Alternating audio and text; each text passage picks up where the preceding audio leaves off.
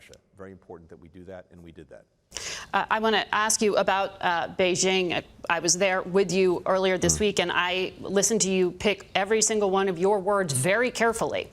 And then on our way home, President Biden called Xi Jinping a dictator with economic problems who didn't know what his own military was doing by flying the spy balloon over the United States. How much did that hurt the work you did?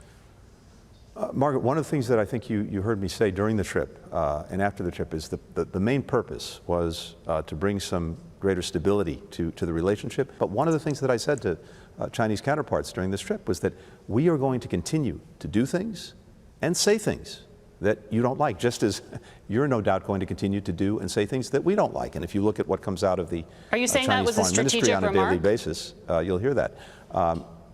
The president always speaks candidly, he speaks directly, he speaks clearly, and he speaks for all of us.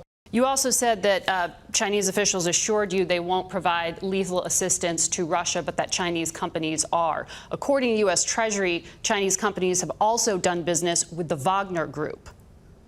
Have you reached out to the Chinese about trying to gauge what is happening on the ground inside Russia now? Again, I can't get into any diplomatic contacts that we may or may not have had, but you're exactly right that when it comes to the visit, the Chinese did reiterate to us, as well as to many other countries, that they have not and will not provide lethal military assistance to Russia for use in Ukraine. I also raised the concerns that you said about Chinese companies providing that kind of support and pressed them to be vigilant about that. I'm sure they're making their own assessments about what's happened inside of Russia in recent days. Secretary Blinken, thank you for your time this morning. Thanks, Margaret.